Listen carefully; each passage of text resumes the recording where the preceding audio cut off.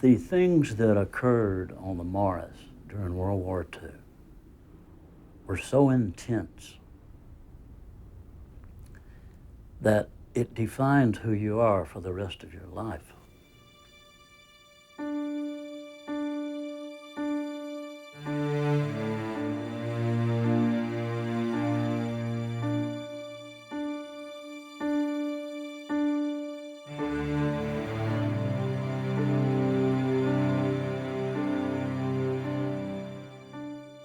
The first time I saw the ship, it wasn't a ship. It was being built. The Morris was a Sims-class destroyer. Sims was 409, we were 417. It was a beauty. It was a beautiful ship. Had beautiful lines. You know, it was a streamlined ship for that time. Instead of having square corners or round corners, it was just a comfortable ship. We were a ship that was designed in 1936, built for more or less peacetime conditions, although they were fully expecting some sort of involvement in the war. The Morris was squadron leader of Destroyer Squadron 2. You can't pick up a history book of the Pacific War without encountering the stuff that we were involved in. And in the North Atlantic, we were dropping depth charges on German submarines. We weren't even legally in the war yet. I think everybody on the ship had grit. Grit. You know, you have trouble living with yourself if you don't take your share of the responsibilities in this world. You have to remember that a ship is a unit. The ship becomes all important. The individual doesn't.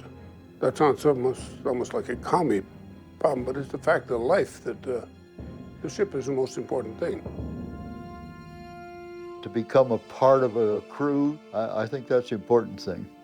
Everybody has a job to do. Everybody does it the best they can. I think for tin can sailors, we're quite capable sailors. A destroyer, that one particular one, was 365 feet long and about 36 to 42 feet wide, something like that. Now that don't give you much room, does it?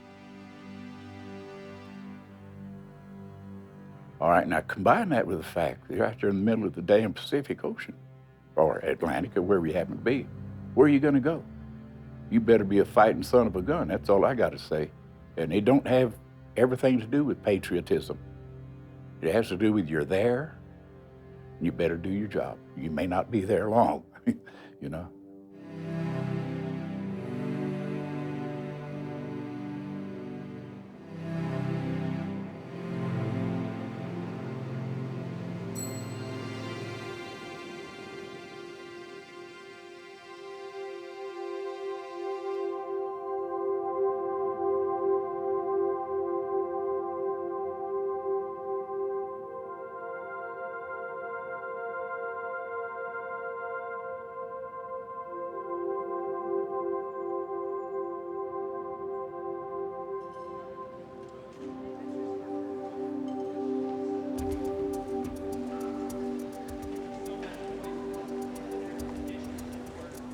I think most of the guys you'll see here were regular Navy guys who went through the heat of battle. The camaraderie of the ship is what you're seeing here at these reunions. Everybody that comes to one of these reunions realizes that they got a lot of shipmates that went through the same thing you did, and you get a lot of respect for them. When you meet them, they're old like me and everybody else. And then you remember them when you were young. So it's kind of a joyful reunion.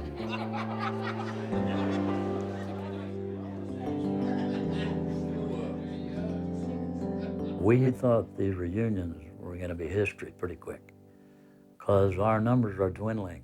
And then sons and daughters and grandchildren start showing up. And here at this reunion, we have, I understand, 73 people and only about 20 sailors.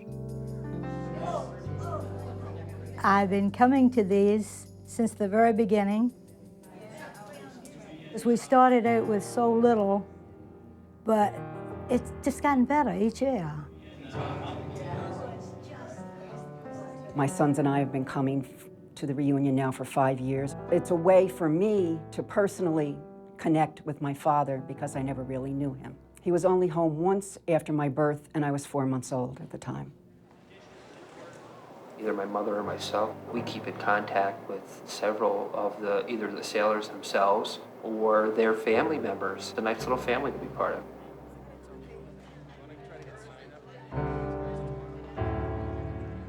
This last year, they didn't have any specific place to have the reunion, so I volunteered, and my daughter said that she would put it on for me. Yeah, it was a neat way to honor our dad. He's done so much for us in the past, and we thought it'd be kind of a great thing to do. Since she lived here, and everybody likes to gamble and like to see this and that, so they thought maybe it was very appropriate to have it in Las Vegas.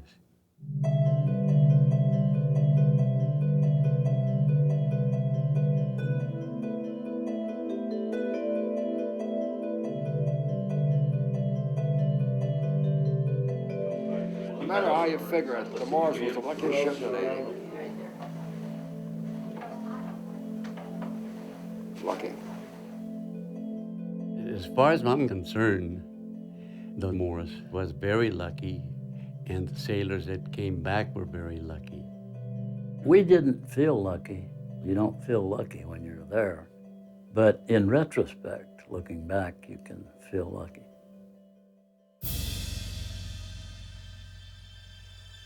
Everybody knew we were going to go to war sooner or later. 1940, we started running convoys over to Europe in the North Atlantic, and that was the roughest part. When we were in the North Atlantic, it was a notoriously mean winter.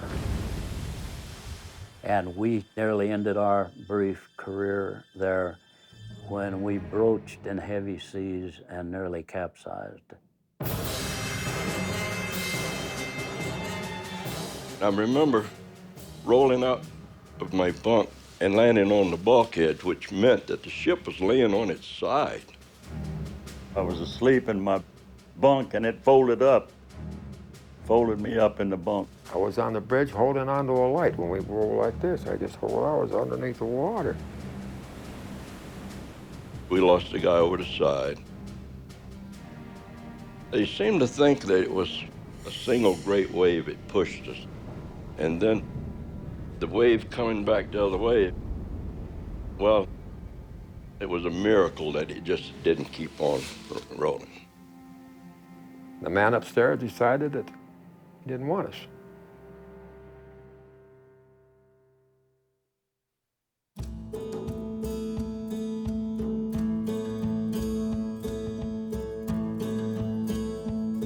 It sounds like a lot of them really enjoyed themselves. I took 3 ladies to the Riviera because they went to the Liberace Museum or something. And I know you guys went to the Hoover Dam.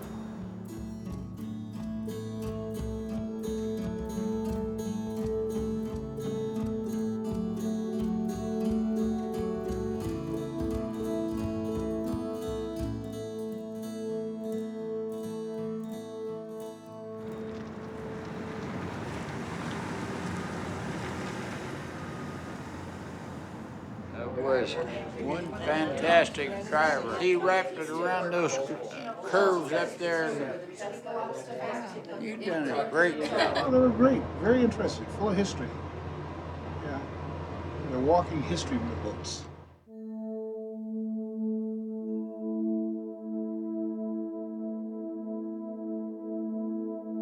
Some think that it was good that we did what we did for our own country. Some give us praise for what we did, and some say nothing. In the general public out there, I'm not sure there's very many people who even know what World War II is all about. I don't think that they realize what it means for them not to have to have been in a war since World War II.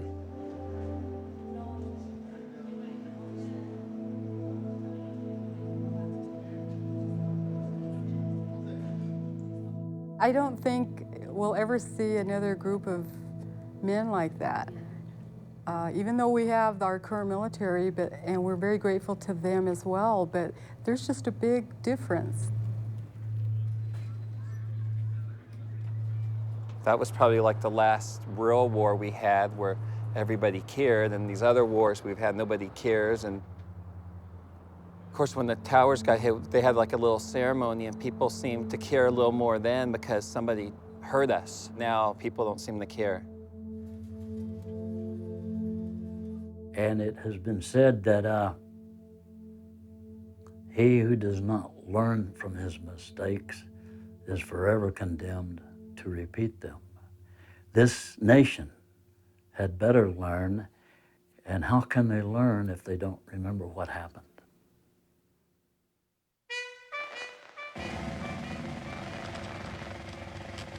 7 December 1941.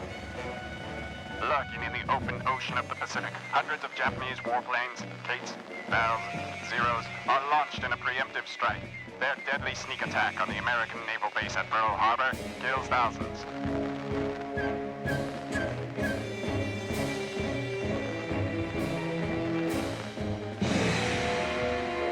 The United States Congress declares war on Japan the next morning. We were off of Russia, somewhere up in the North Atlantic, and I remember the passing word that there'd been an attack on Pearl Harbor, and this is no drill. When Pearl got hit, we were pulled out of the North Atlantic, flank speed to the Charleston Navy Yard. We had the old World War I type 50 caliber machine guns. They took those off, put on 20s, put on this fire control radar, and I'm not sure if they put our search radar on there or not at that time. The ship went on down to Charleston, South Carolina, made some emergency repairs because we got damaged in a bad roll in the North Atlantic. And then we went through the canal, up to Frisco, and then out to Pearl.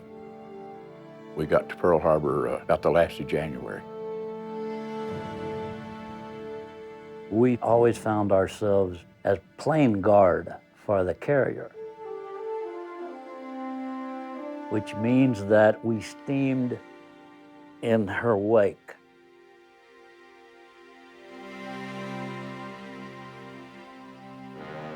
We were escorting the USS Lexington at the Battle of the Pearl Sea.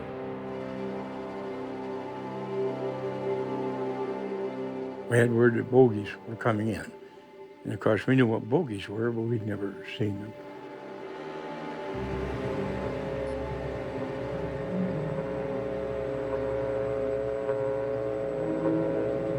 This is combat.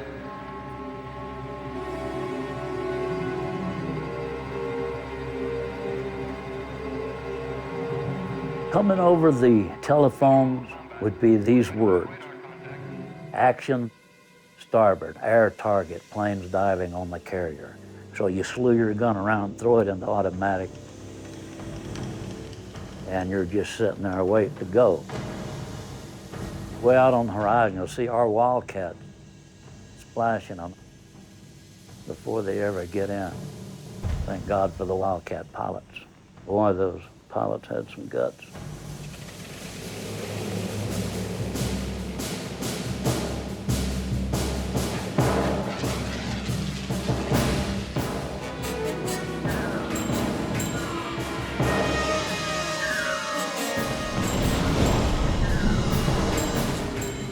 And when the 5-inch 38s open up, you know you got one out there. I think it's around 16,000 yards. And the stress levels jump a little. But then it's somewhere around 4,000 or 5,000 yards. The 40 millimeters will open up. Then somewhere around 2,000 or 3,000 yards, The 20s will open up, the 20 millimeters. And you know she's coming for you. You know she's coming at you.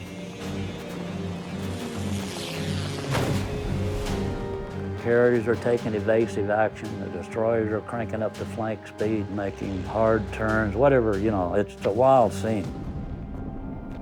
It isn't like they're sitting there scared or anything like that. You know, it's kind of like a dream.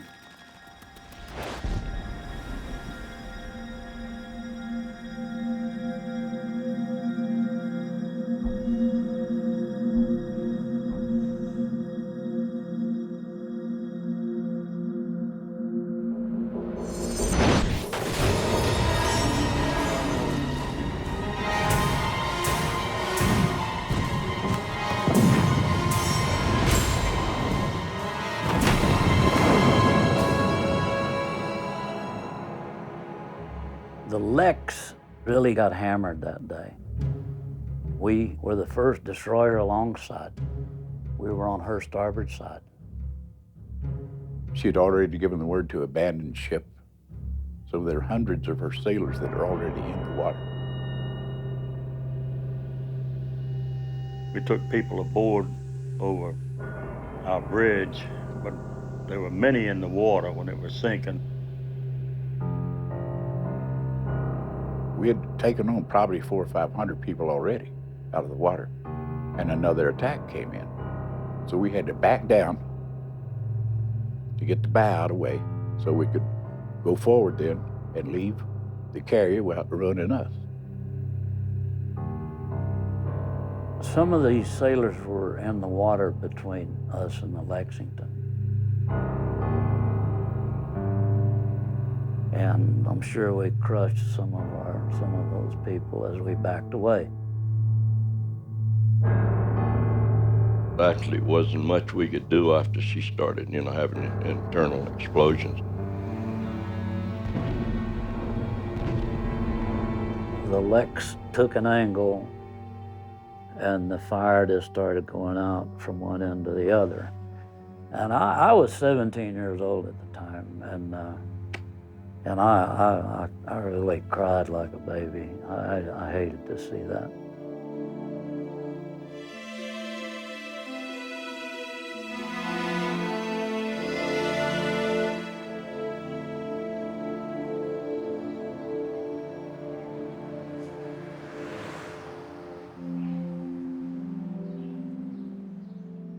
It's been wonderful here in Las Vegas. It's been a wonderful reunion. It's a good get-together, and it's good to see the guys that are still here. It was chosen as a reunion place because somebody offered. We're at the point in these reunions where we're going to take whatever we can get. I was told that, you know, of course there's more people the previous years and it's getting a little smaller, but, you know, with age, unfortunately, that happens. Sort of wonder how many of them are going to be back next year. That's one of the things I think we all wonder about, because not all of them are here that were here. Over the years we've met other people who haven't returned. Sometimes they just don't return. Sometimes it's been sickness or death that have prevented them from returning. We lose one or two a year, and everybody misses them because they get to where they know them personally. When we lose one of the old timers, one of the shellbacks, a real blue water sailor, man, what a piece of history is going there, because they know the details of what happened. What year did your brother die? 2 years ago. He was 82. He was. Well, now I'm 82. I'm 81. I'll be 82 in January.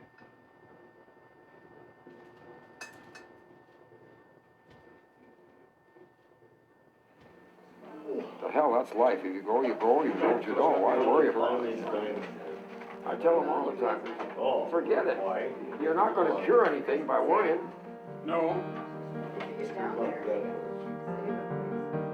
At some point, we're not going to have them around. And it's just going to be us carrying on that legacy. And I think it'll make our bond stronger so that no one forgets.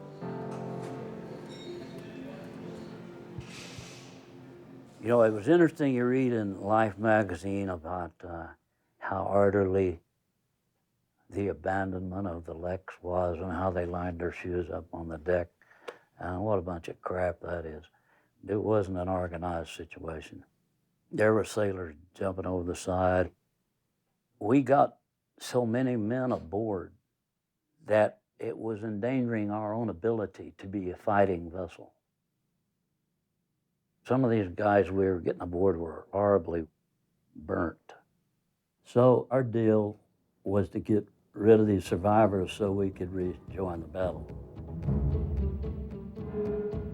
I don't know how many we picked up, but I know we had them all over the ship. You know, the Morris was a rather small ship, really. We had them aboard for only a short time. We transferred them to a hospital ship.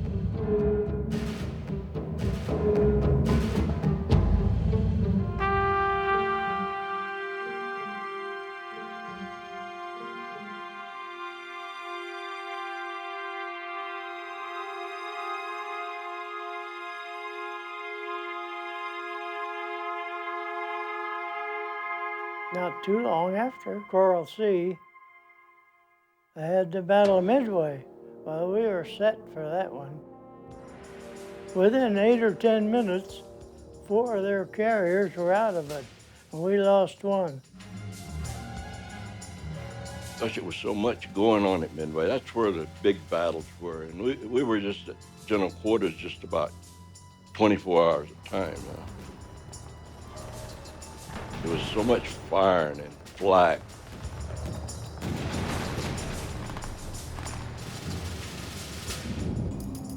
It was just like a John Wayne movie, you know.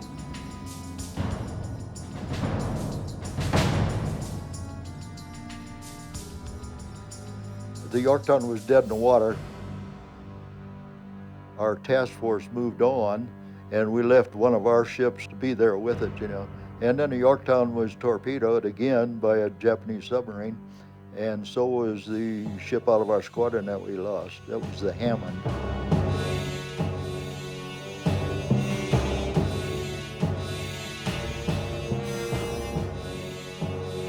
In August, we went to Guadalcanal. We were screening for a carrier. We sent the Marines in there, and actually the Marines go first.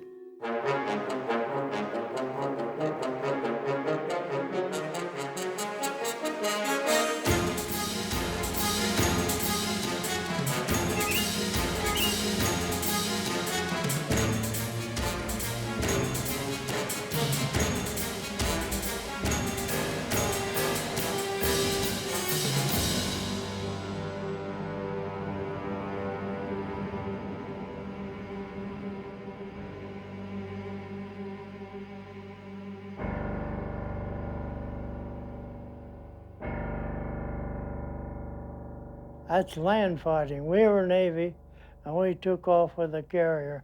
We left them there.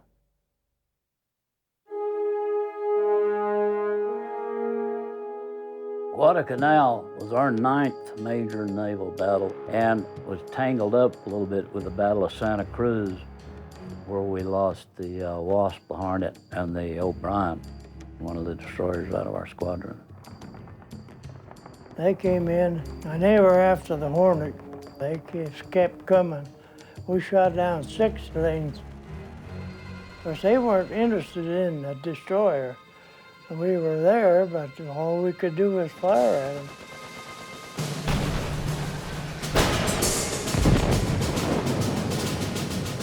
I remember the Hornet being hit, and we went alongside again. We were taken off injured and so forth. From their flight deck to our bridge, it was about even.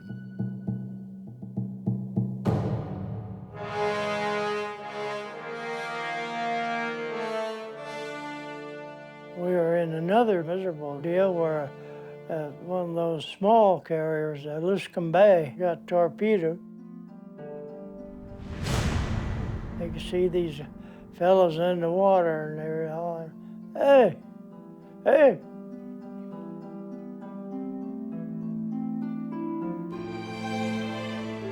We went alongside a lot of ships to fight fires and things like that. And see where a plane had hit a ship or something, the guy's body's laying over the lifeline.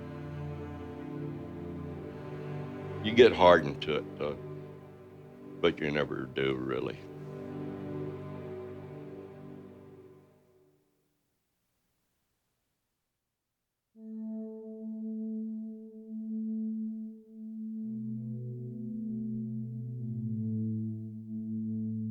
It's hard to explain what your feelings are, when you come to reunion.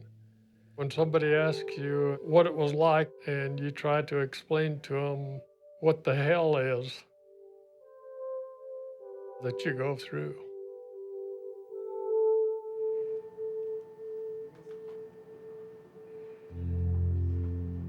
I put everything blocked in the back of my head. At the time, I didn't want to remember about my shipmates, the ones that did make it back.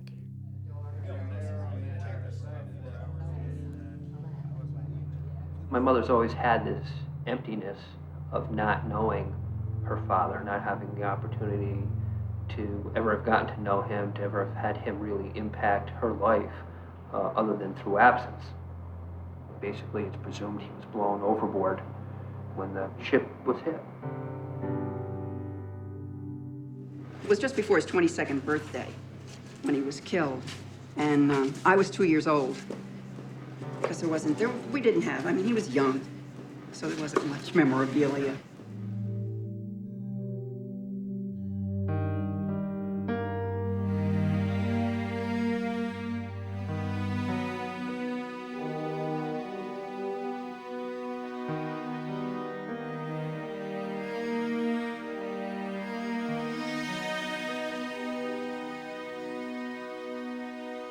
When they talk about stress, every sailor knows that when a ship goes down, there are always sailors going down with it.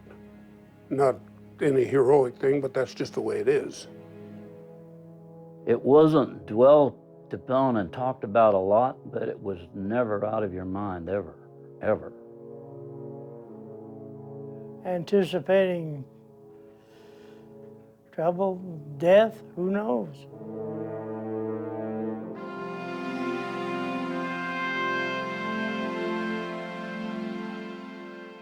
Who would like to be the president of this outfit? I'd like to, sir. Well, everybody's been here a long time. Well, that's why you're president. You know more than anybody. Yeah. Well, we'll try. We'll try. Yeah. The business meetings at these reunions cover what took place at last year's reunion, the things that we decided to do, and what we might do next. For the one at Fredericksburg, we don't have any idea what size we're talking about, so what our limitations are going to be. As a board of directors member, we're currently investigating some memorial plaques being placed. We want their time in World War II to be remembered. I will say one thing in closing. I think in this room there's only 2 or 3 people that have been on the Morris longer than I have. I think there was Tex and old Willie over there. It's quite an honor to be with these guys.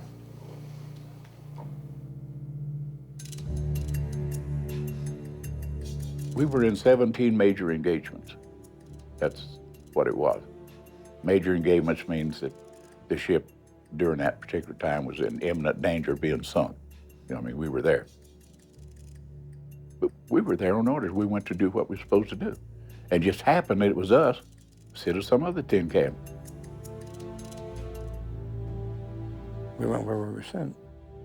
And we did part of what we had to do because we were well trained. The other part was we wanted to stay alive. During the Aleutian campaign, frequently you'd go for maybe 2 or 3 weeks without ever seeing another ship in the task force. did the navigating primarily by radar and maintaining your station by radar. We came back to the United States after the Aleutian campaign. We're there for a Navy Yard overhaul in Mare Island, which was shortened immediately to go out on patrol in the South Pacific. We didn't have a civilized port to come to for about 9 months, putting about 200,000 miles on that ship and trying to keep it going without a Navy Yard overhaul.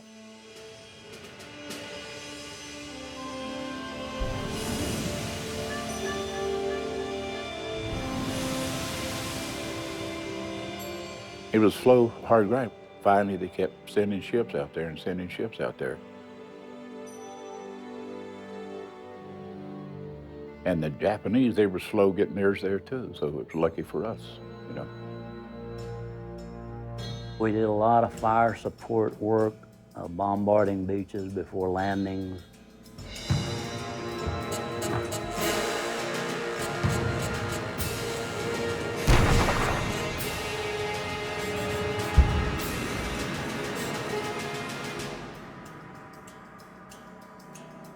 Covered the landing at Macon Island, which was part of the Gilbert campaign.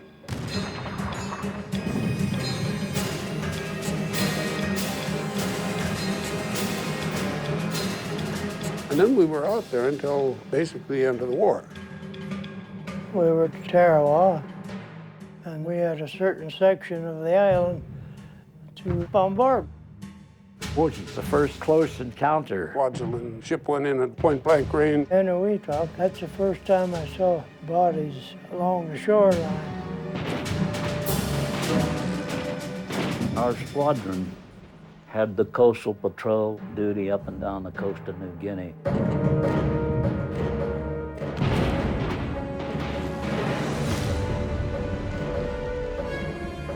Lady and then Lingayen Gulf in the Philippines. We were in both operations. And we went right on in the harbor and we anchored. And from there, we could support the troops on the beach at anchor.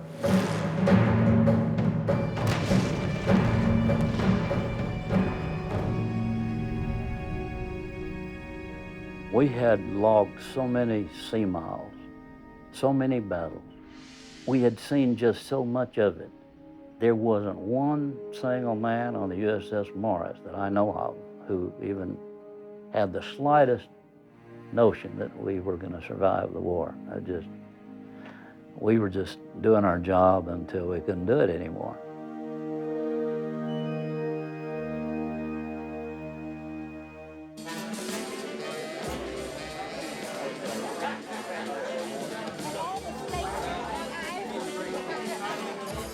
Judging from all the sea stories I hear, I think they just want to relive days. I think people were so close on a destroyer.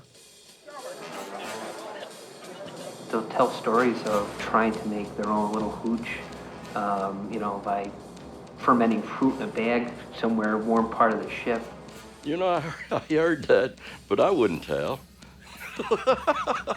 I wouldn't tell if it was. I know we had a lot of raisins missing, and maybe some torpedo juice, which is alcohol. Great ingenuity. They go to make homemade brew of one sort. We had a party in emergency radio back aft, and they drank the whiskey we had distilled. They broke the jugs and ate the mash out of the bottom of them. There's some pictures that I saw up there on the ritual of going from a polywog to a shellback when you would cross the equator for the first time. I got out of that. I had the bridge watch up on the bridge, so. Didn't you get in on this? Well, I didn't get on the initiation. There was an initiation when you crossed the equator. This is an old Navy thing, and I'm not sure it was always in good spirits, but it got a little rough at times. It was an interesting experience. Hazing is a better word for it.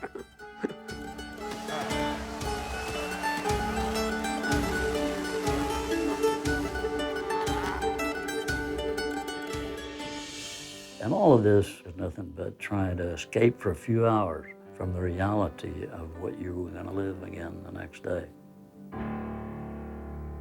These sailors saying, eat, drink, and be merry, for tomorrow we die, that fits it exactly.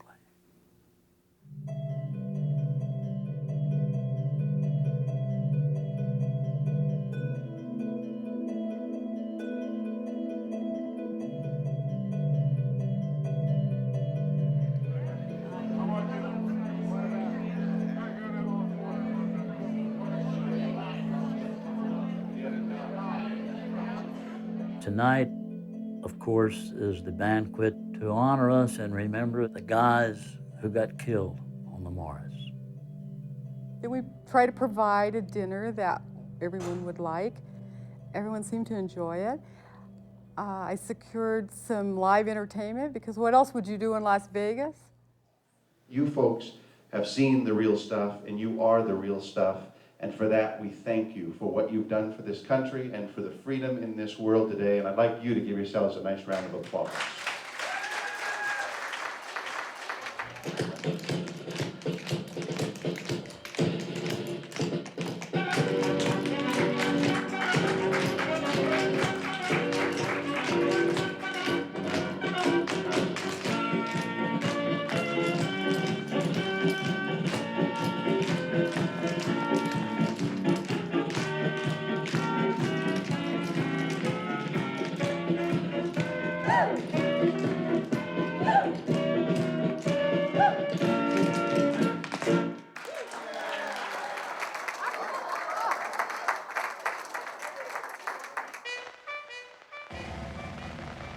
October 1944. The Kamikaze is first encountered during the Battle of the Philippines. Initially, it appears that the Japanese planes are hitting Allied warships accidentally after their pilots have been killed by anti-aircraft fire. However, with more and more ships being struck, it becomes clear that enemy pilots are intentionally crashing their planes, even though it means certain death for them. The suicide planes were coming in, and our first thought was, these people are crazy. Then we had an officer that gave us a talk, and he told us that this was their way of life. They believed in their emperor and that they would be willing to sacrifice their life. So he said they won't last for the simple reason that they only get to try it one time. And you guys keep on going.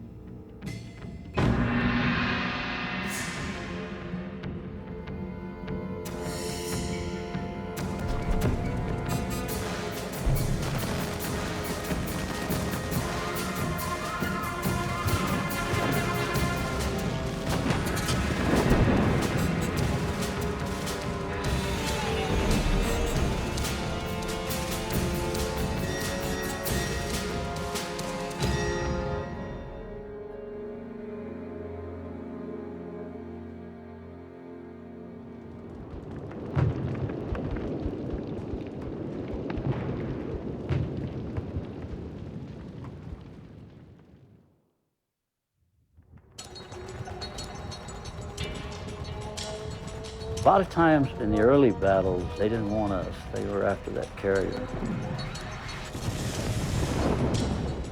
This changed at Okinawa radically.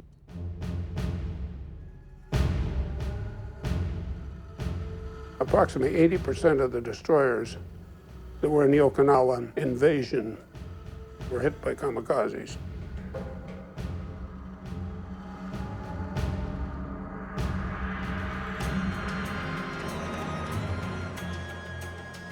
There were several dozen destroyers all over the perimeter of Okinawa, in small groups, not too close, but not too far away. We were out there to intercept the suicide planes coming in, and there were wave after wave. Several of the picket stations had already been hit bad, a lot of them, not just a few, a lot of them.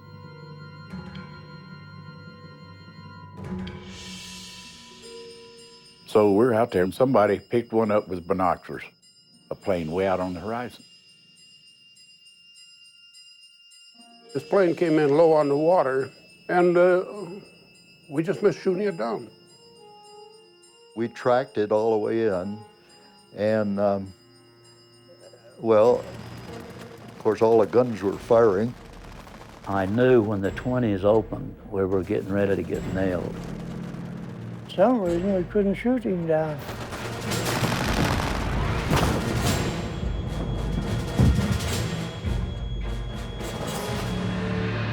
It hit forward of the bridge around gun 2.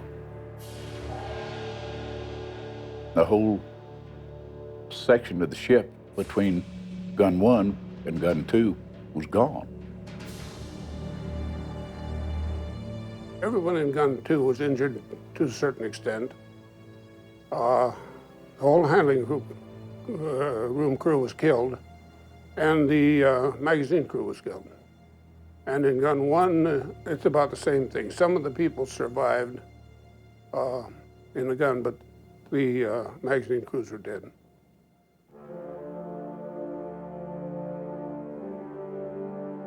Well, there's a stunned silence. And all of a sudden, everybody's scurrying around. I got knocked off my feet, but then we were up and at it right away again. I was the first one off the bridge, and I got down there and threw out all the ammunition and powder that was there. I burnt my hands pretty bad on that deal. There were 3 men down there that had been in the handling room and the guns forward. So I jumped down in there. I had a life jacket on. There's a guy named Anderson, he had a life jacket on. There was a radioman, David something or other, he didn't have a life jacket.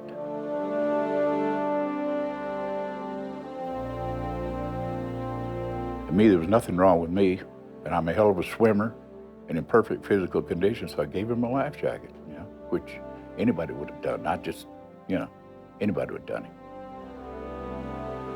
And the flames were licking out from under that ruptured bulkhead, so we jumped over the side. In the meantime, another destroyer had come alongside the port side, had given us fire pressure, and the fire was pretty close to being under control.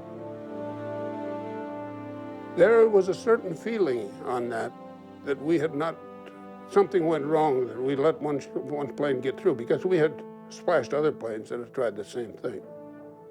And this one got through.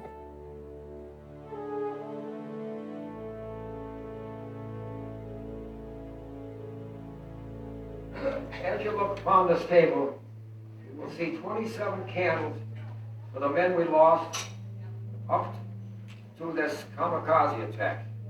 What we do now, like every year, we honor these people that couldn't make it.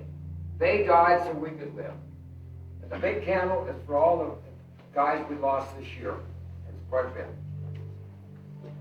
Are you ready? First one, Lieutenant Commander Pancake. He got killed on the Battle of the Coral Sea. He was up there on the flight deck waving his arms, and when we got strafed, he was in the way. The second is Lieutenant J.J. William Campbell. We call out the names one at a time and snuff the candle for each person that died. And once again, it's the deal of perhaps somewhere along the way, this will not be forgotten. Robert T. Foley, water tender, 3rd class. I think it's important that we don't forget those that have been lost, and we don't forget those that have been coming to these reunions.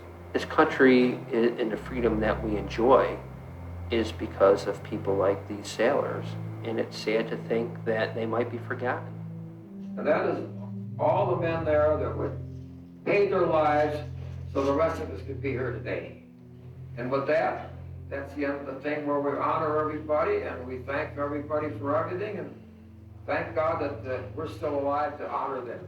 So pretty soon,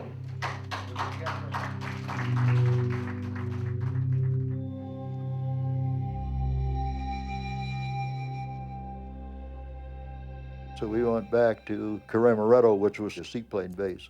but there was a lot of ships there. The Morris was surveyed by the naval engineers.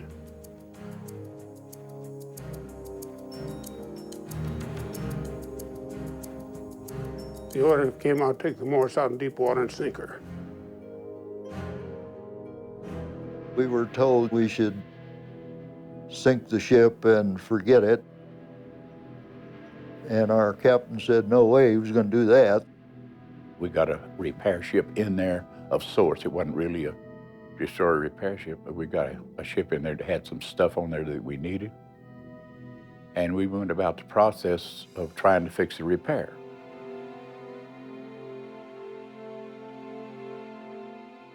We repaired it to where we were capable of sailing back to Pearl Harbor in Hawaii. And from there to the States. The crew itself managed to repair it and bring it all the way back across the Pacific Ocean.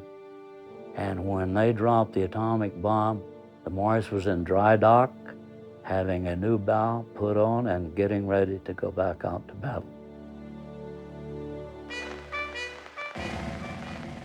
Preparation for the invasion of Japan begins from newly acquired air bases on Okinawa. American bombers wreak havoc upon Japanese cities, dropping tons of ordnance, including 2 atomic bombs.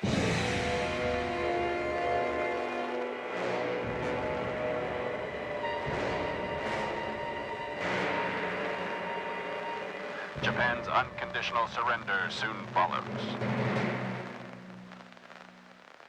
We saw the celebration of the end of the war in San Francisco. Market Street was wall-to-wall people.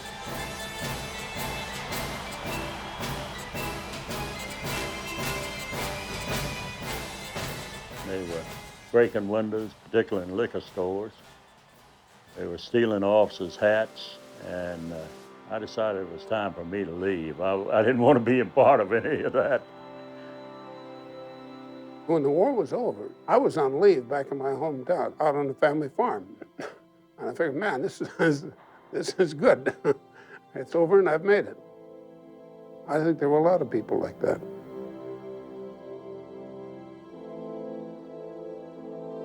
I don't have any medals. I've known what I did from the very time I did it. But the way I feel about that, anybody else would have done exactly the same thing. So who needs a medal? Those guys up topside were doing the same thing. Those guys that are dead, they ain't gonna get no damn medals, you know?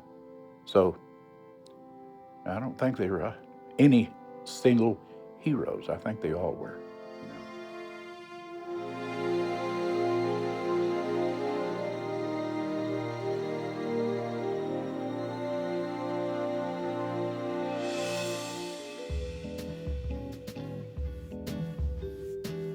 My feeling about getting old, I'm 84 years old, and of course I don't feel 84, but I am. I'm 84 years old, and I can see a big change this year, and it'll get more and more changes. I'll be probably less able, but I want to come as long as I can go.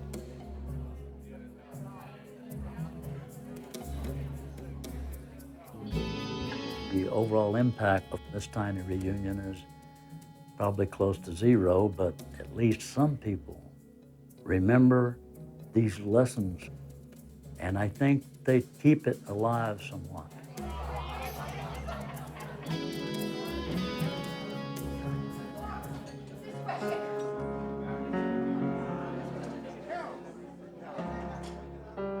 It's too bad that everything comes to an end, but he was very joyful.